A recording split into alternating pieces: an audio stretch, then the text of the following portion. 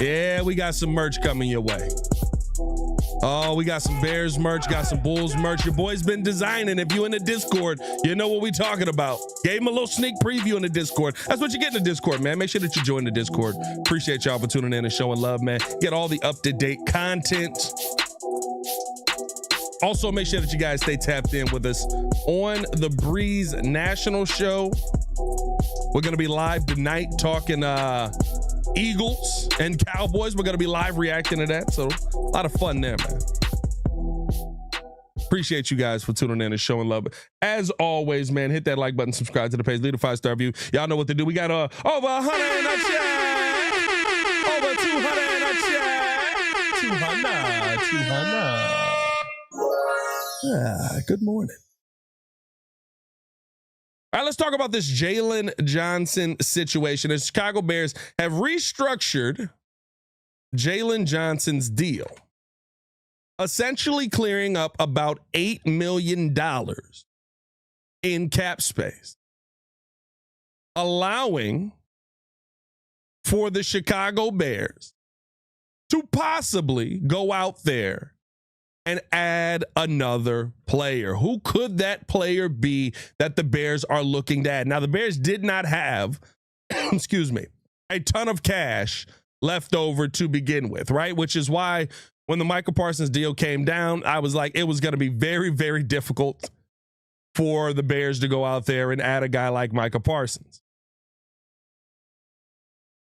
But could there be a name out there that you're trying to get a little bit closer to? Remember, Za'Darius Smith is still on the market for the Chicago Bears. If they wanted to go after a guy like Za'Darius Smith, there is an absolute possibility for the Bears to bring a name like that in. Now, how much would a Za'Darius Smith cost? That's going to be the interesting question, because there is a little bit of a bidding war, if you will, possibly happening here. The Lions are still talking about possibly a reuniting situation here with the 32-year-old. There's multiple teams that are feeling like, you know, they could add that kind of pass rusher to the team.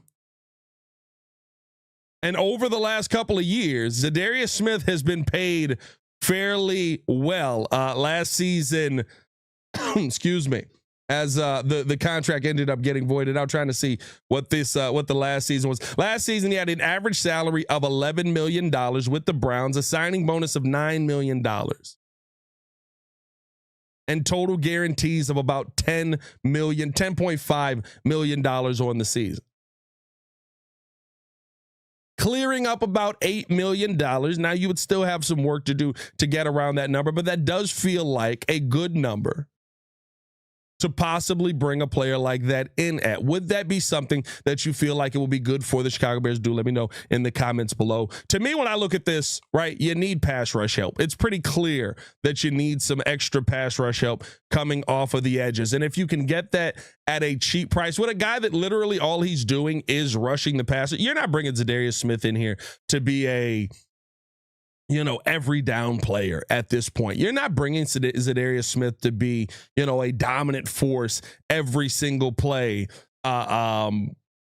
on the field all the time. You're bringing Za'Darius Smith in here to be a pure pass rusher, to be a situational pass rusher, to be somebody who can rush the quarterback in obvious passing down situations. And some people feel like that should be Austin Booker. I know there's a lot of hype around Austin Booker's name. I have continued to say this. I don't know how Dennis Allen feels about Austin Booker. Yes, he did play well in those games, but there is still the matter of him being undersized. There is still the matter of, you know, was that versus the ones? That was versus the twos and the threes. Is he going to be able to do that then? He doesn't really fit the mold of guys that DA looks to go after. Za'Darius Smith kind of does fit that mold a little bit more, 6'4", 270 pounds. I would say that's the name that obviously sticks out like a sore thumb in this whole situation, but Listen, we've seen this before. We saw this last year when I was saying, hey, we got to go get a center, guys. We don't have a center. There's not a center on this team that's very good. We may need a center. We may need somebody to go play center. I don't know if Ryan Poles knows this, but we don't have a center. We probably need a center. Hey, is anybody going to go sign a center? And then Ryan Poles cleared up all that money on DJ Moore's contract by doing a restructure. And we were like, okay, here we go. We're going to get that center. We're finally going to get that guy. And we went into the season and we had nobody. We're living off the back of Coleman Shelton.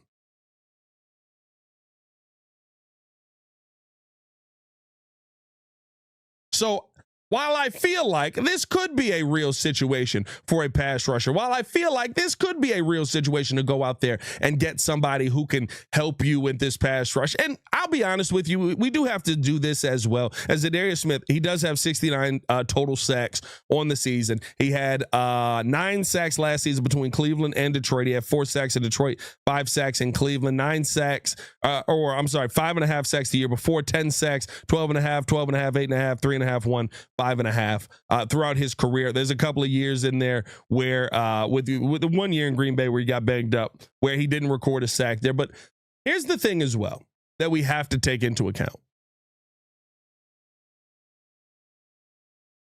We haven't seen the real DA plan. We haven't seen what Dennis Allen is really scheming up in a real game. Now, does that mean that Dayo Odeyingbo is magically going to beat his man every single time? No. I talked with Yurko on the Chicago Bears podcast yesterday. He doesn't like the path that Dayo takes. He says he takes the path of least resistance, or he tries to, and a lot of times that takes you out of position to go get the quarterback. Doesn't like how Dayo is rushing the passer. Doesn't like his awareness of the ball. Those are things that are a little bit concerning as you bring in a $16 million pass rusher here.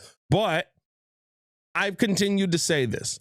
It feels like Dennis Allen's goal is create the pressure from the interior defensive line, which is why you draft Shamar Turner, which is why you go out there and you add a guy like Grady Jarrett. It feels like Dennis Allen's goal is to create this pressure from the interior and have your edges benefit from the quarterback having to run left and or right. Now, you have to create that pressure from the interior, and we didn't see enough of that. This is going to be a team that is going to blitz. You're going to have a lot of exotic blitzes. There's going to be a lot of pressure from your DBs on this team to try and get to the quarterback. We know that how Dennis Allen truly runs his defense, right? There's going to be a lot that is added here that isn't going to come from the two edges. Is that a good thing? I don't know yet. Depends on if we're winning football games. And you can win that way. You can beat some of the bad quarterbacks that way.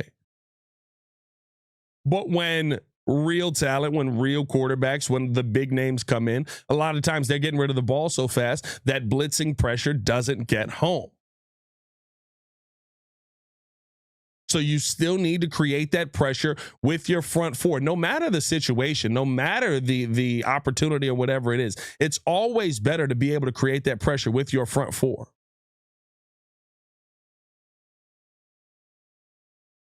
And so is it worth it to go get a Za'Darius Smith? Or are you in wait and see mode right now with where Dayo Odeyingbo is? Because again, we haven't seen what the plan is for Dayo. We haven't seen what the plan is for Grady at all throughout preseason. We haven't seen what the plan is for anybody on this defense.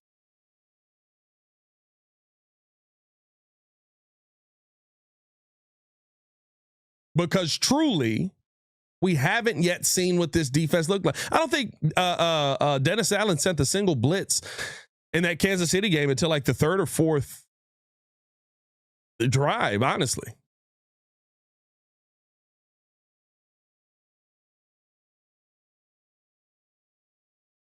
And he's been creating all kinds of pressure on the defensive end in practice.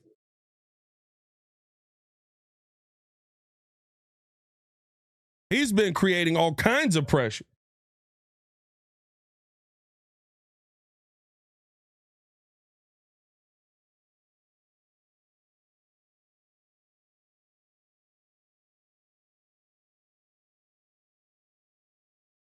I think that's the big thing for me with Dennis Allen.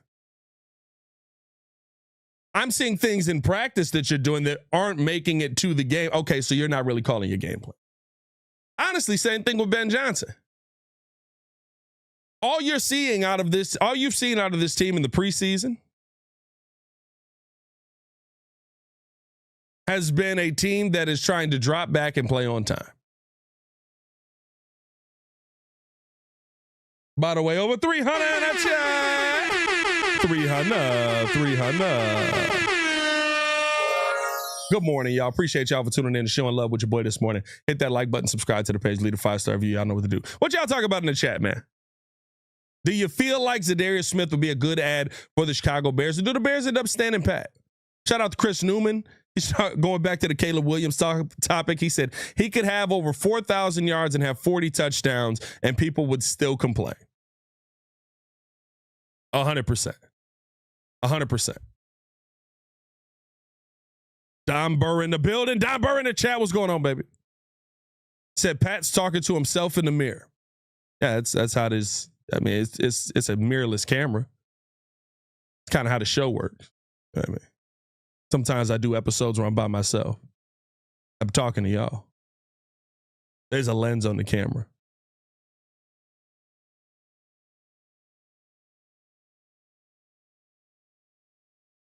Andre Bryant says DA struggles with fast QBs because once the blitz doesn't get home, the fast QBs scramble for positive yards. Listen, you got to play your gaps.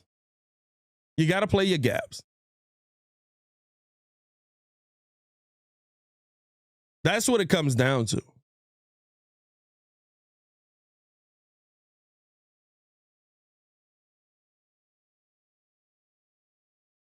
You got to be able to go out there and cover your man. And yeah, there's going to be some quarterbacks that are going to get away from you. For sure. You got Lamar Jackson on the docket. You got Jaden Daniels on the docket. Those are going to be the guys that are moving quickly. Those are going to be the guys that are going to be tough to bring down, no matter the situation.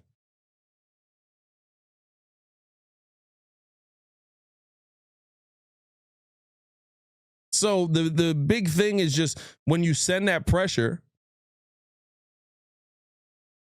especially if it's a Kyler Gordon or a Jaquan Brisker, don't get overrun.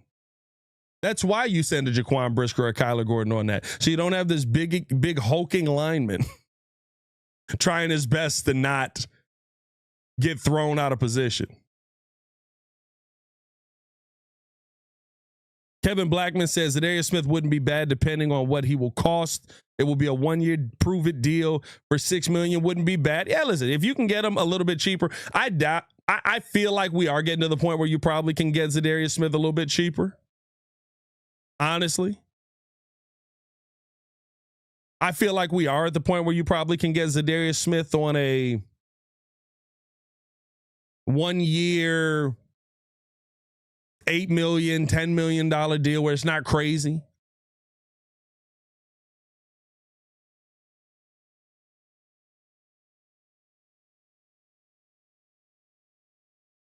But again, we got to see what DA is going to do. We've yet to see what DA is going to do with this team, and we'll see what ends up happening in the long run. Hit that like button if you have not done so. Subscribe to the page. Leave a 5-star review. Y'all know what to do. I don't know if y'all can hear this, but my daughter is crying upstairs. So I'm going to go check on that. I appreciate y'all for tuning in and showing love. More than likely, it is absolutely nothing. But appreciate y'all for tuning in and showing love as always. Hit that like button, subscribe to the page, leave a 5-star review. Y'all know what to do. JP said, Pat, did you play for the Flames as a kid? Just asking. We're the same age and I played for the Chiefs. Nah, my mom didn't let me play football because she thought I was going to die, basically. Like my mom wasn't going for football. I snuck on the football team my junior year. I think it was my junior year of high school. And then I dislocated my shoulder. So I was not a football player. I wanted to be, though. I was out there. I was safety. It was fun. A lot of fun. It was a lot of fun. But hey, man, appreciate y'all for tuning in and showing love as always. Hit that like button, subscribe to the page. Leave a 5-star review. Y'all know what to do. As always, man, it's your boy, Pat the Designer. Back at it again. Y'all stay safe out there, Chicago. Bear down. One love. Peace. The best show for Chicago sports. Did you hear Cap and Shay Norling going at it? What else is new? It's the morning show. I'm going to tap in right now. Bob Chimney said, today is my birthday, Pat. Hey, man, another day around the sun, Bob. Shout out to you, man. How old are you, brother? Andre Bryant, so Pat was the real life Bobby Boucher. Kind of. Came down on the running back, laid that boom, went to put my arm up. And the arm didn't go up.